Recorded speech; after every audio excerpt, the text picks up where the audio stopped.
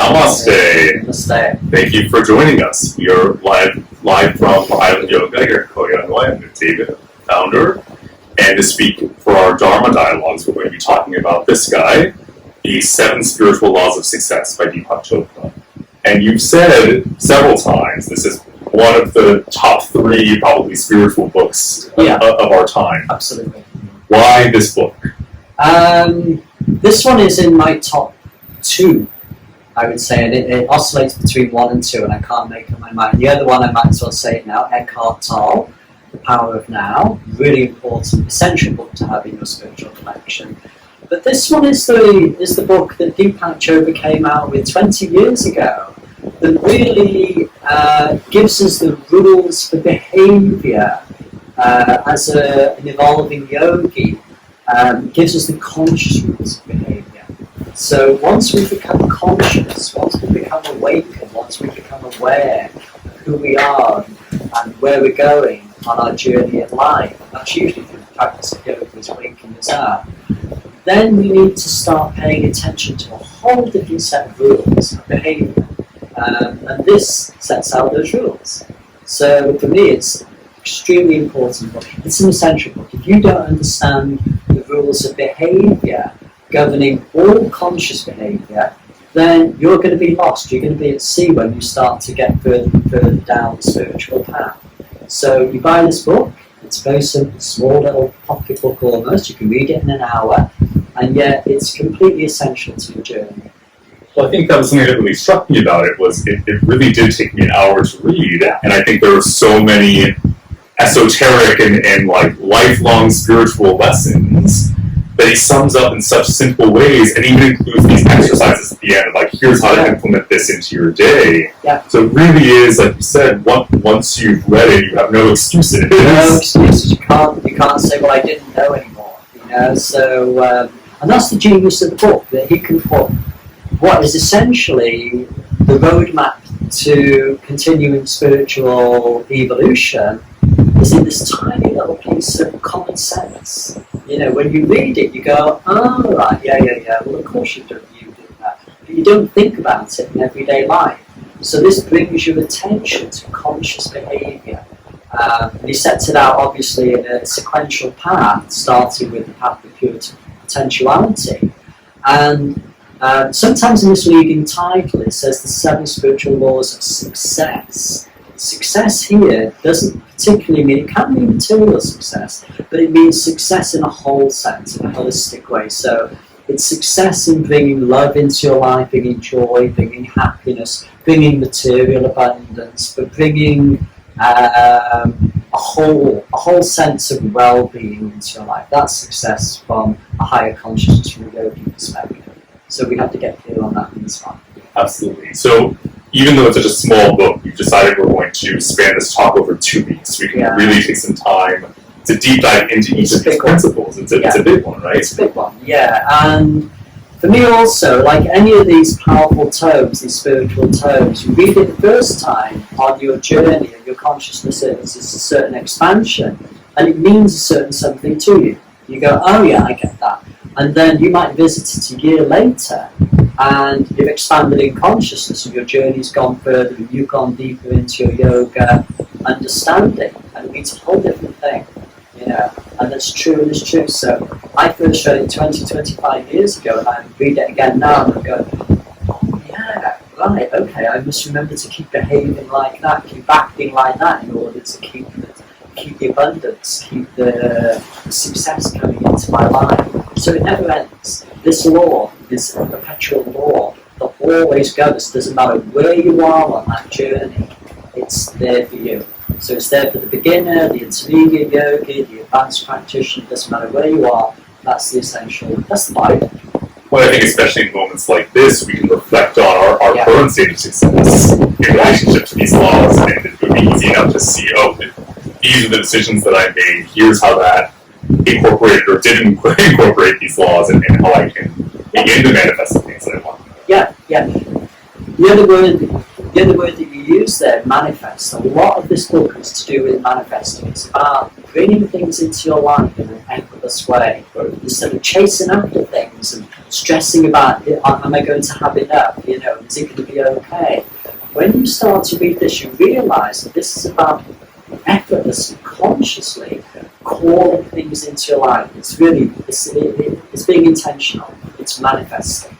And when you follow these 7 principles, then you do start to manifest effortlessly. And it becomes part of who you are. It becomes your way of being in the world. So again, these times we have lots of time to take this in deeply and practice it. Open our hearts and open our minds and open our bodies and really start manifesting, start to make things work in our inner world first. And that again is what it's about. Change your inner world. We said in the previous dialogue, you have to become our new you. And this makes us become the new you. And we start to change our mind about how we look at the world. We take a different perspective. We incorporate these laws into our reproduction, and things start to happen, and they happen magically. And you're like, wow, that book's starting to have an influence already. We're already, just this conversation is producing a massive storm around us. So we're really powerful energy at work here. Yeah. So for those watching live on Instagram, please feel free to send questions or feedback or insights that you have. But otherwise, we'll start with the first principle, the law of pure potentiality. What is pure potentiality? Pure potentiality. You have to begin there. And really, this is the foundation. This is the building block of everything else that we're going to talk about in this next 2 weeks. Pure potentiality means that you open up to the unified field of all knowing, all wisdom, all manifestation, all materialism. It's in a potential form until we put our attention on it and we bring it into material reality, or we bring it into emotional reality. But before that, it's in a potential form, and we have to get into that potential form as well. We have to enter into our potentiality. In other words, we have to enter into silence, we have to enter into pure consciousness in order to see our pure potentiality, see the potentiality in us, and then also to broadcast that potentiality out there into the unified field, into the intelligent universe. And that's the dance that we do. We allow ourselves to go from the body to the mind, to the soul nature, to the spirit nature. And when we've gone past crazy monkey mind, 70,000 thoughts we think every day, and we've gone to silence, and we've gone into a meditative state, or a contemplative state, then we're starting and we're going into an alpha brainwave state, from beta to alpha, so we're lowering our brainwave frequency. Then we enter into our own potentiality, and that's what we call our central pure potentiality. I remember something one of my teachers told me that always stuck with me was that the potential for this moment has existed since the beginning of the universe. Yeah. That, and this is something that you talked about, is that there is a divine plan at work, or there is an organization to things. That the fact that this moment exists right now, there's always been a potential for that, and in fact, there's limitless potential, right? Unlimited. And this is what wakes you up, when you start to see what's possible in your life, when you get behind the fear, and you get behind the stress, and you get behind the worry, the anger, the guilt, all of the things that keep us in a constructive mind. Lower chakras, 3 lower chakras, lower energy, vibrations. Once we leave that behind and we raise our energy, then we start to see much more potential for what we can do in our lives. We open ourselves up to our creative processes, the ability to call things into our world and make them useful for ourselves, and make them useful for our communities and our world. So, and that makes us changing people. So, there is limitless potential, but we need to go to that place in order to believe it. So that's the first step, that's why it's the So how do we go to that place? I mean, is there a specific meditation? I know we talked a little bit about some things you do on a daily basis, but for you, how do you recognize your potential, or your relationship? First you have to do the practices. I mean, fundamentally it's the practice of yoga. And yoga, for us in the very important sense when we talk about yoga, yoga is good diet, it's exercise, it's moving away from stress, it's sleeping well, it's cultivating good relationships, it's having a meaningful life, of like, it's doing the esoteric practices of meditation and Hatha yoga and breath work, Tai Chi, and above all of that, it's about meditation. It's about going into the silence, you know? So, if we said all of the other things, there are fundamentals to getting us our life in order, you know? And then we come to the actual practice, and the actual practice is going into silence, going into nature, going into contemplation, going into meditation. And it doesn't matter what meditation, there is no one kind of meditation. You need to realise your potential. You could be walking down the beach, you could be walking across the mountains, you could be by a lake, you know, and just in silence, your mind will slow down, and your inner world will open up, and it will start to show you your potential, and it will connect you to the potential, your potential in the universe. And you'll start to see, oh, I'm capable of this, and I can start to manifest this, and it is possible. When you still the mind, when you quiet the mind, you get into balance, you get into harmony, you get into, you achieve a cohesion, you know, a coherence between the brain and the body, biology all gets into harmony, and then you start to slow down into a state where you can start to manifest things. Sorry, I'm processing what you were saying. You know, it's interesting thinking about the fact that we can manifest anything, right? And something that I've been thinking about a lot in stillness is this idea that even when I'm not moving, even when I'm not working, when I'm not achieving, when I'm not all these things, I still exist. And something we talked about previously is this idea that there are no rules, right? And I think the older I get, the more I realize how many rules I have deep in my brain that I'm like, I didn't even know that was a belief system that was in place before I moved up. So it's interesting thinking about it's only in those times of stillness that we have right now that we can actually reflect on what are those belief systems and how do we not necessarily eliminate them, but how do we recognize them so that we can expand our perspective. Right. Interesting, actually very interesting you said. I'm the first person to say there are no rules, and I can talk about a book with 7 rules. But these rules change the game. If you contravene these rules, it will slow your journey to price to pay, and you don't want to pay that price. So while there are no hard and fast rules per se, you know, when you want to make a determined success of your life, when you want to realise your highest potential, when you want to be creative, when you really want to manifest things in a powerful way, there are a set of rules. And these are principles. So I'd rather say principles than rules. You know? And to answer your actual question about self-imposed rules, when you look into potentiality and higher consciousness, they dissolve. They just float away because you become aware of them and realise that you're not necessarily because you're more conscious. So you don't need to be controlling. Whenever you're in 3-level chakras or in survival mode, the first thing you do is control things. And maybe we should talk just at the beginning of this 2-part series. We said in a previous dialogue that most people are 5% conscious. And this is all about the awakening of consciousness. So as you're practicing these laws, your mind is expanding. It has to expand. It will expand. So you'll go from 5% consciousness to 10, to 20, and that's limitless. There's your potential. Your potential is to be 100% conscious and rising. So following these laws is the journey into completely expanded consciousness, fully awake, fully aware, and live at this potential. That's what it's about. It's a path to liberation. This is the journey. The rules to get rid of the rule. This is the map. Yeah. This is the roadmap. This is the pathway that shows you how to be the most amazing person you can possibly be. The most amazing, the most magnificent, the most abundant person you can possibly be. That's why it's so powerful.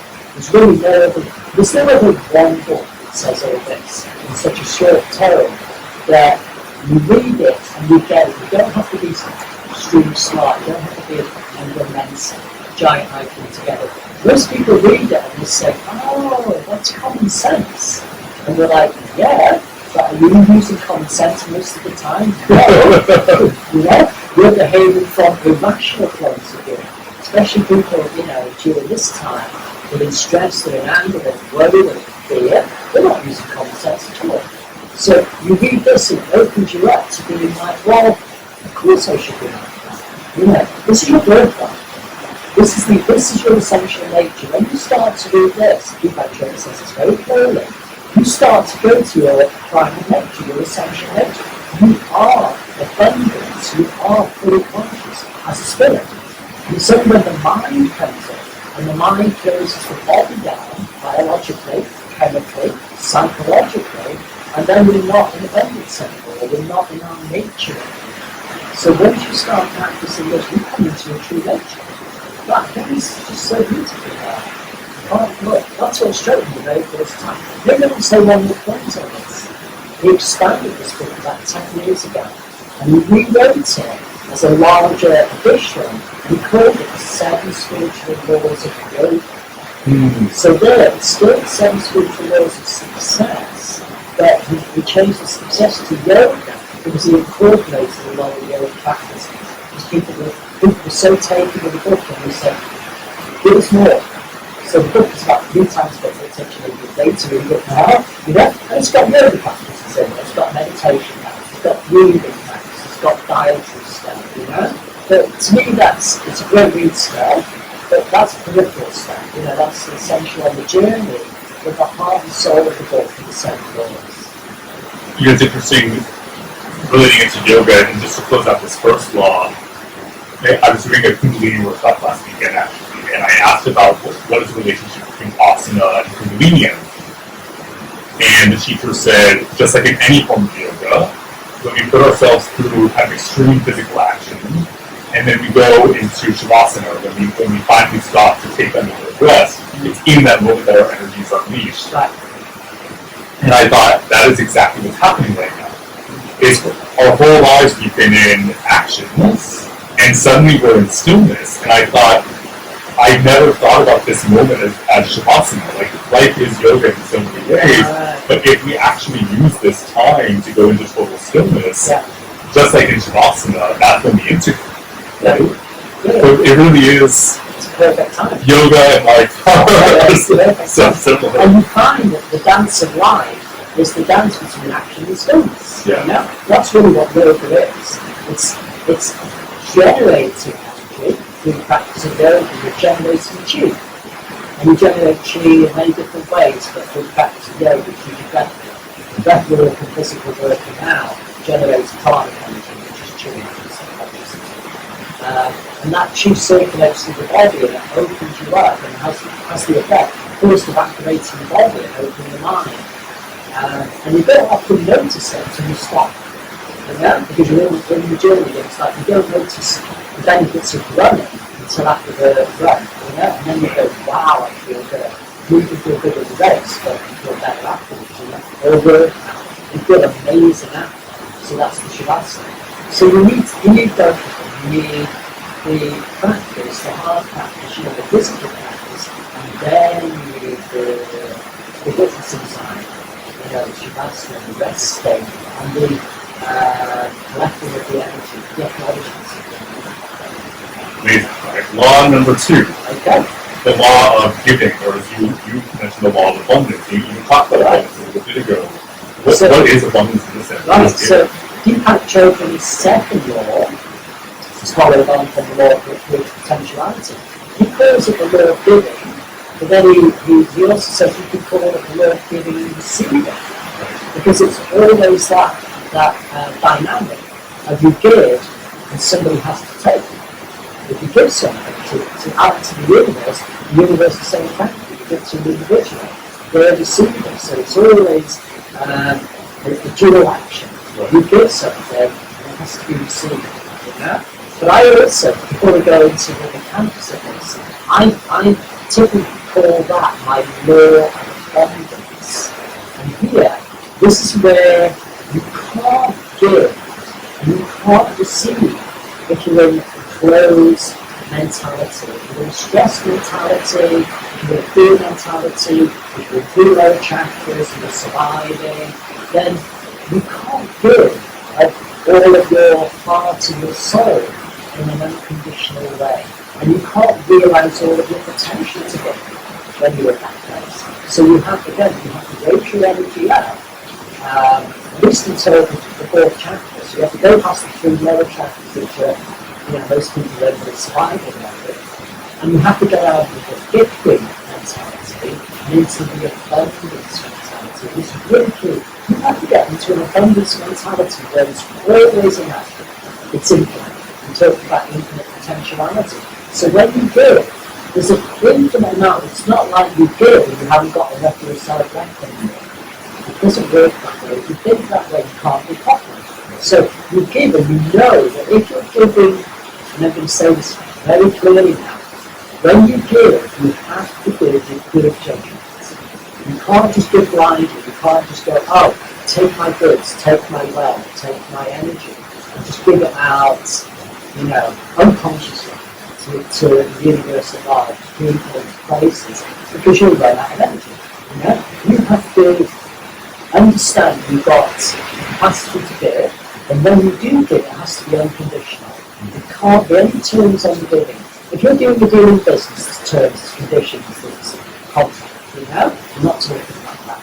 We're talking about when you give, there's no conditions on it whatsoever. We call it unconditional love, unconditional giving, like a mother does to a child. So you have to learn to give unconditionally, but you have to give with good judgment. And that good judgment says, we might be able to give in 10 different places, and you think, which is the best place that I could give my energy? Where is it going to be used the best? Who's going to use it to the highest potential that I'm giving? And that's the good judgment. And then it's how much you allow to give. It's not that you haven't got enough, you can give too much. And you'll squander it. And you'll think, well, I'm just here for the feeling, make free document. So you have to give with good judgment how much to give, when to give. And once you've done with giving, and somebody has done with receiving, you often step back into the silence, into the now, and you can be over a period of minutes, it could be days, it could be weeks, it could be months, You watch the karmic cycle of it, and it will show you whether you gave wisely or not. The universe has to show you, because that's the barometer, that's the gauge that you have to know that to give some more, or to give somewhere else. Or really to stop giving for a little while, and just give to yourself, give to yourself. If you don't cultivate your energy, you haven't got anything worth giving. So first we have to work on ourselves, we have to give to ourselves, we have to receive it gracefully, not with any guilt, and then when we feel full, and we feel connected to the energetic flow of the universe, then it's beholden to us to share it. Because if we hold it to ourselves, it becomes stagnant, it becomes toxic. So again, this is the law of abundance. It has to flow. It's like a circulation, it's a currency. If the river doesn't flow, it becomes stagnant. If energy doesn't flow through the body, it becomes stagnant and it becomes diseased, So it's like a blood flow, it's like a circulation. You've got to keep the energy circulating. And that energy can be money, it can be goods, it can be love, it can be anything, it can be something of an esoteric nature, it can be a material nature. But that's the essence of giving. And then you turn it slightly around, and you can often be the receiver. And again, you've got to give, you've got to receive with graciousness. If somebody gives you something, you can't be miserly about it. Maybe that's a good way of saying it. Oh, it's mine, I deserve that. I'm not going to thank you because I needed it, First, you won't get any more, because the people will recognise that straight away. But you're not coming from a higher consciousness perspective, and this is what this is about. If somebody's giving you something, if you don't want to, you say thank you, but no thank you, but I'm sure there's somebody else around you that needs that. So you point them in a different direction, you just don't take it for the sake of taking. But if somebody gives something and you give it consciously to you with good judgment, they recognise that you probably need it and can use it well. So you say, wow, thank you so much, that's just what I needed. And you take it with really good grace and with humility. And you're showing the universe that you're very grateful for abundance coming into your life. So the other person is being acknowledged, they feel good because they're giving you something and you're applauding and you're saying, wow, thank you, you recognise that I needed that then, and I'm so grateful and so happy that you've given it to me, and I'm receiving it with a lot of gratitude, and I'm receiving it with a lot of humility, and that keeps the circuit alive. Somebody giving with good judgment and giving with intention, and somebody receiving with gratitude and humility. It's unassailable. That's the perfect circuit, and we try and keep that going at all times. And if there's a malfunction in that system somewhere, you stop the process. If somebody's not receiving gracefully, or you can't give them unconditional love, then step away from it for a while. This is not something you have to be doing all of the time. But as you become more powerful in your mind, and more connected to the infinite potential of the universe, then there's so much that you can do. I mean, there really is so much energy coming through, so much creativity coming through, that you wouldn't know what to do with it if you didn't start sharing it. Because there's so much. You become so connected as a yogi, like opening a school, You open a yoga school and more people come, because they recognise in some way that they can learn something. And we have to give. And the more they come, the more we give. And the more teachers come, and the more we give. And we grow, and we don't have any choice in it. And it's wonderful. The students take, and we feel that they're applauding us as teachers, So it's this dance we do together. That's a perfect example. A school where there's teachers and there's pupils, and you can't have one without the other. Yeah. The students is just as important as the teacher. The teacher can't do anything if he doesn't have a student, And the student is lost without the teacher, so they're both equally important, and you recognise them. So even the giver has the humility. The giver has the humility and the graciousness to understand that they're being put in a position where they can be. And the receiver obviously is in that same position. They're so thankful. And they also understand eventually that there is an abundance. And this is a gift from God. It's a gift from the intelligent universe, from the limitless potential. And you have to show that you can use it well and wisely. So you get a gift from God. You don't just run away and put it in the bank, and go, I'll collect some more of that. You take it and you use it well and wisely. And you're judged on your potential to receive some more by how well you use that gift. Somebody gives you some advice, they give you some training, they give you some money, they give you an opportunity. Not necessarily they're going to be watching, but the universe is going to be watching. We're living in an intelligent universe, And the universe is going to be watching how well you use that opportunity. And if you don't use it well and wisely, you'll get another opportunity, another one and another one. And it'll never stop. And you'll enter into that flow of the law of abundance. And if you don't use it well and wisely, it'll stop you until you learn the lesson. And then it'll open up. Well, you said specifically, and we've all heard the phrase, you get what you give, right? Yeah. So if you're receiving certain things... When you reap what you sow is another way to say it. Definitely. So it makes sense that if we're receiving certain things into our lives, chances are there's a relationship between that and what we're giving. And likewise, what he talks about is, if you want something in your life, give away that thing. Exactly. And we'll start seeing it in return. That's actually, it's a beautiful place in the giving and receiving, but it's actually a different plane. Because at a very base level in consciousness, the giving and the receiving is about learning to share something, So that's the level we're talking about here to start with, You're learning first to manifest things. You're learning the potentiality. You're bringing things into your life and making things happen in a powerful way without running around like a headless chicken trying to find, what's going on out there. You're sitting quietly connecting to the infinite universe, infinitely abundant universe, and calling things in. And when things start to arrive, you use them well and wisely. That's the universe giving to you. It's come from somewhere. And then you start to share in your abundance, and that's you starting to give. So that's one process. But then there's a whole different level where if you're feeling a lack in your life, you don't have enough love in your life, you don't have enough appreciation in your life, then one of the ways that you can bring that into your life is to actually give away the thing that you're looking for. So if there's a lack of love in your life, give your love to somebody.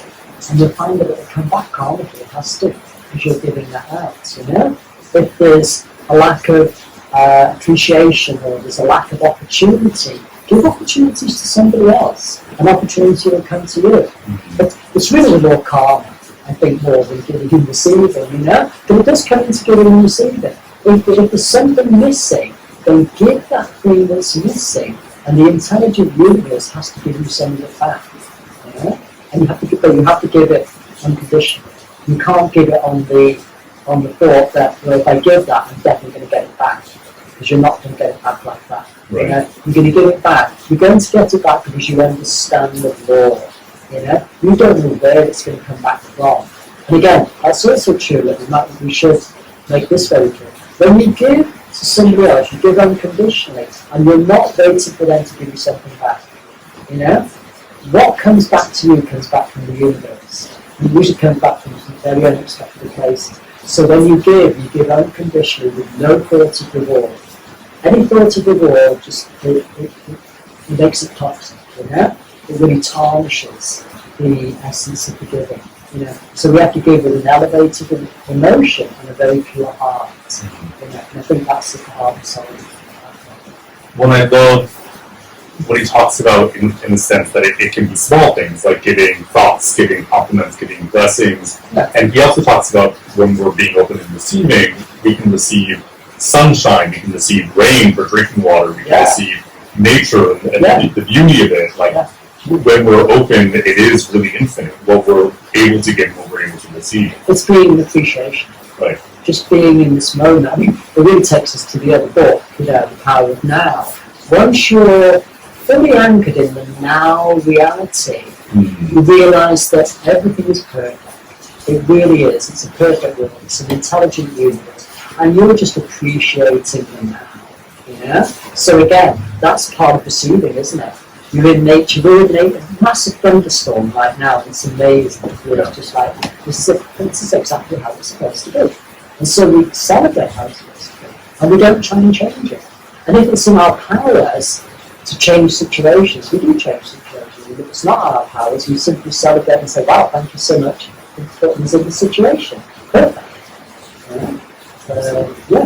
So it does tie in, and Deepak Chopra doesn't talk about it here, but you know, I think this is why the other book is just as powerful. You have to be anchored in the now all the time, because you can only give and receive from the now. Right. You know? So you have to get the power of now, you can't tell. Another quite short week really, isn't it? You know? Within your day you can go through that. Oh, that would take me 3 weeks to get Well, you have to think about such that. big content, really powerful. But, I mean, those two, you walk your journey, left hand, right hand, those two books.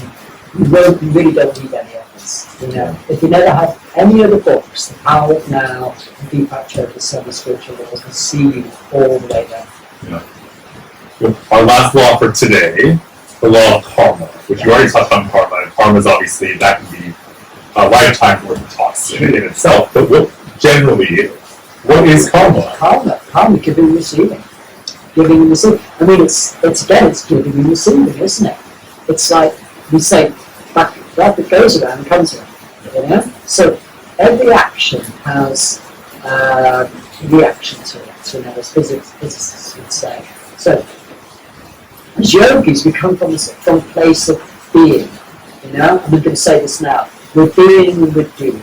You know, and in yoga, there's only two statuses. There's being and then there's doing. We said a little bit earlier, we do yoga and then we have shavasana. You know, so in yoga, being conscious, we come to that place of just being, and it's being in stillness, being in meditation, being in nature, being in contemplation, and understanding who we are at a deeper level. And this is our pure potentiality, and we understand who we are at our soul net level. And then we start to understand through the process of meditation, the intelligent universe is giving us signals and signs where to go and what to do with our energy, you know, with our potential. And in any meditation, you're sitting silently and it comes to you, oh, tomorrow I have to go over here and do that with these people. That's really important. It's usually something that wouldn't come in your logical, analytical mind. And you log it and you go, okay, that's the pointer along the way. And then tomorrow you do that, and that's action.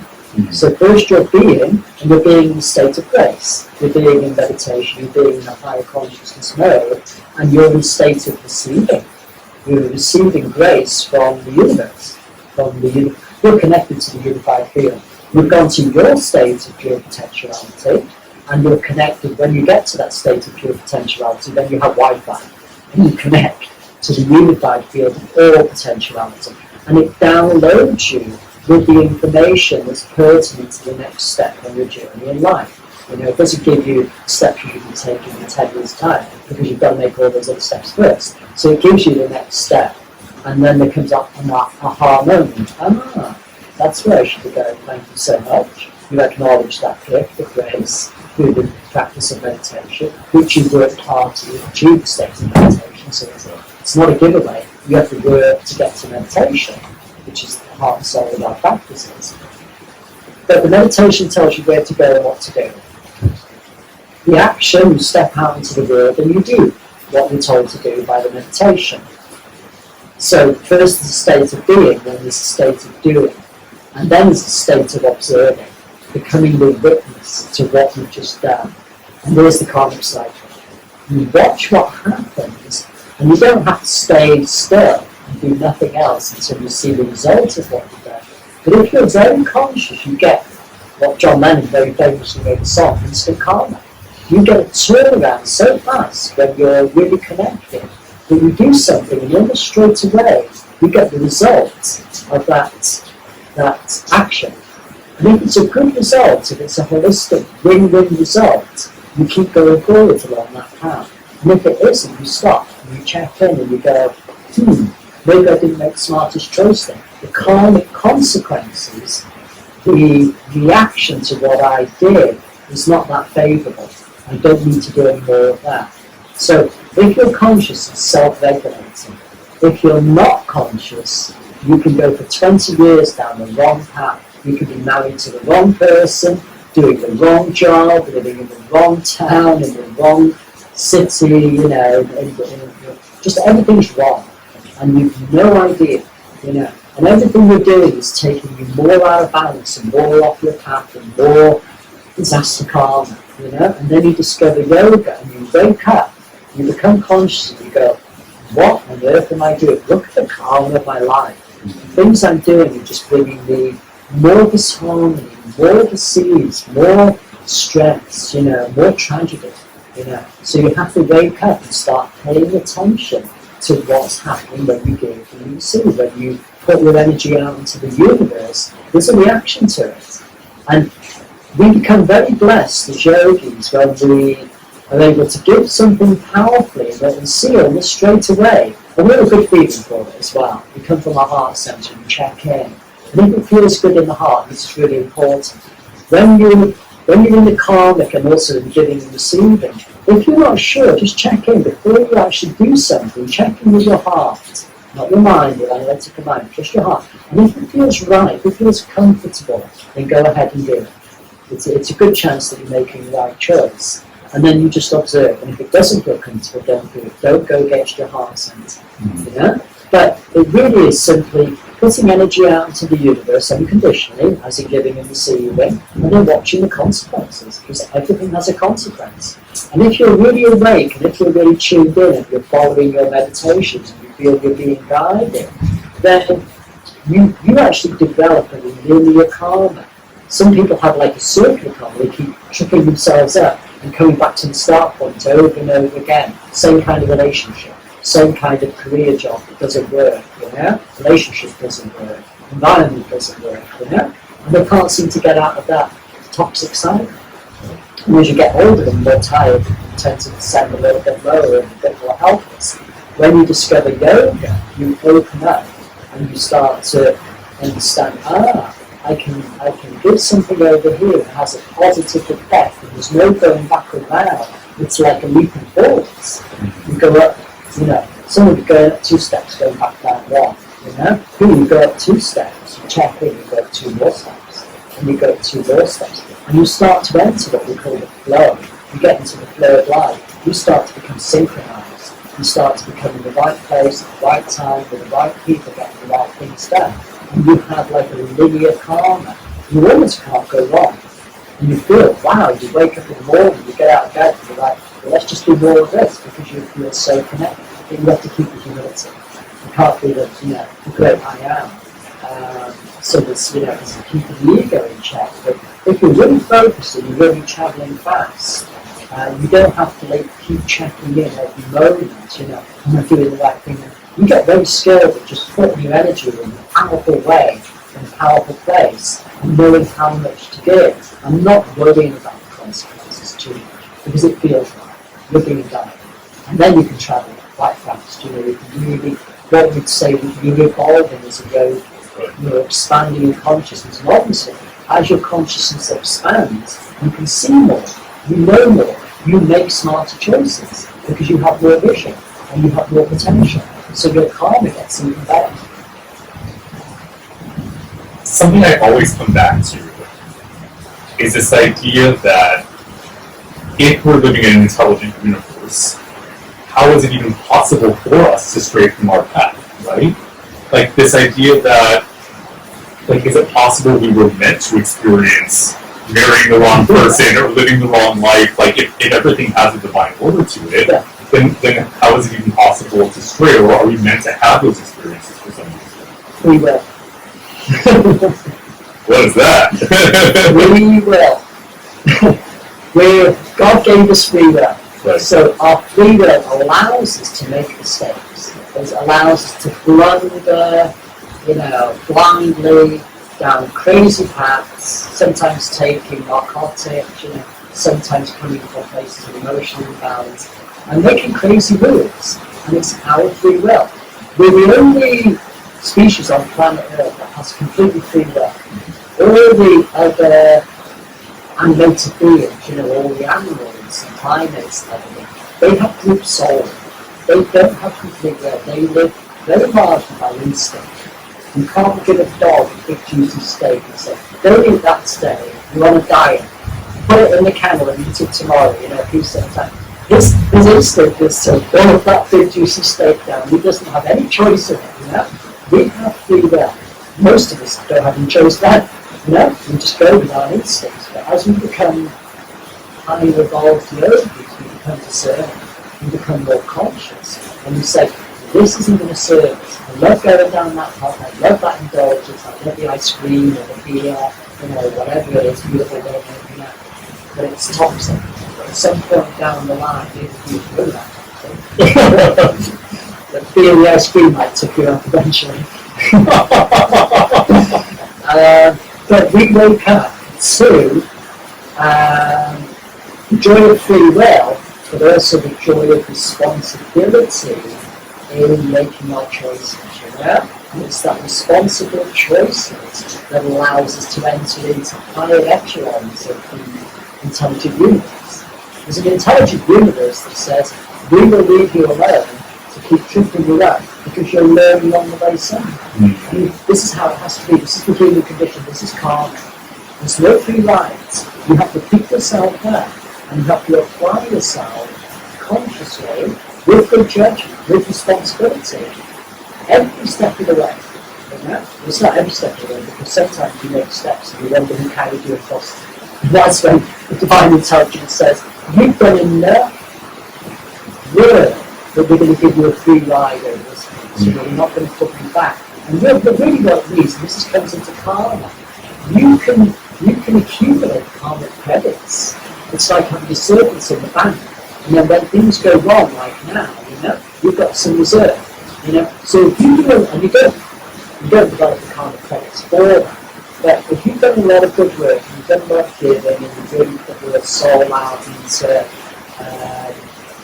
becoming a holistic and giving benevolent person, and shining light in this universe, when things do go wrong, you get a certain amount of a free ride because you've got karmic credits. You can also build that karmic debt. And karmic debt can roll over lifetimes. Maybe that's something that you can ask about karmic debt. Yeah, no, definitely. I mean, it's when you said the word responsibility, it really clicked. It's a huge responsibility in a way. It's asking us to be fully aware in every moment of every decision that we're making, and being able to discern what the consequences of those actions are going to be. And I think for so many of us who are early in our path to enlightenment, right, that's almost impossible in a way, or we only have that 5% of consciousness to look at that. So how do we go through the process of clearing past karma from earlier in our life, or from last lives, or from our present moment if we're not living in that state of full awareness? Well, I think the first thing, great question, and the first part of it is you have to become a warrior spirit on this journey. And in becoming a warrior spirit, or becoming relatively fearless, you don't mind going into the unknown. You're not going to do something and then, oh, I wonder if that's right, you're going to stress about did you make the right choice? Did you just give me low your energy, close yourself down again, and become immobile again, become hopeless again, helpless. So there's a certain element when you rise above the mundane, you get away from the herd mentality and the tribal mentality, and you start to stand on your own 2 feet and make your own way in the world, which is the yoga journey, and that's what we're talking about here. You have to start adopting a warrior spirit that's a little bit fearless, and you have to get very comfortable about going into the unknown and being okay going into the unknown. And you don't go into the unknown recklessly. You go into the unknown, with a certain amount of trepidation, with a certain amount of fearlessness as well. So there's a balance there. And you don't rush blindly into it, but you walk into the unknown confidently. And the universal intelligence, the universal God force is watching you and it's going, wow, that person has really put a lot of trust in us and back in our judgment, and they're very sincere because they can read your soul imprinting that you are sincere in what we're trying to do. And they'll guide you. They'll make you do the left and the right turn, they'll stop you along the way. There'll be forces at play if you're very sincere and you really want to move forward quite quickly. They will help you to see where you're going and what you should do and what you shouldn't be doing. So, and you start to feel that, you start to feel there's a source, there's a power, there's an intelligence greater than my own intelligence. It's guiding you. And that's really sometimes your first inkling about this intelligent universe. You're like, there's something out there that's guiding you. And the more you meditate, the more you connect, the more you connect to the unified field, you do get this sixth sense. You get this understanding. It's not just me. I am connected. There's a wholeness, there's a oneness. And the more I connect with nature, the more I connect with my higher consciousness, the more I connect with my heart center, the more I connect with my third eye, my crown, the more I give unconditionally, the more connected I feel, the more guided I am.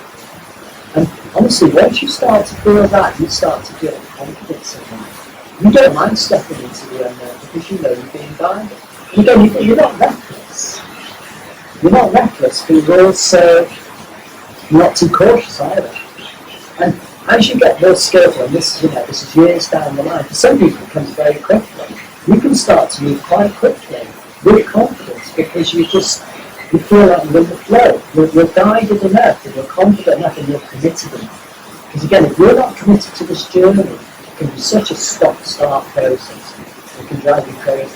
So once you decide you want to become whole and healthy, unconscious, unliberated, and expanded, and become an evolving soul, then you're committed.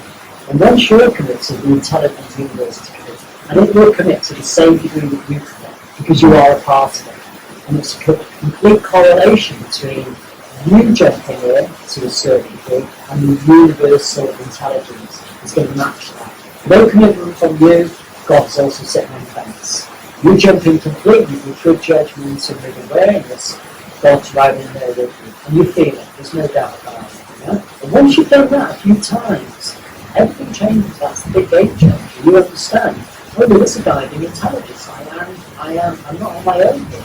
And you start to meet like-minded souls on the journey, and you come on these kind of retreats, you meet other people that have these breakthroughs in consciousness, and you're talking about it, and sharing your story, and sharing your experiences, and you're growing with that. So all of this is good stuff. You're going deeper into yoga, and then you pay more attention to these laws again.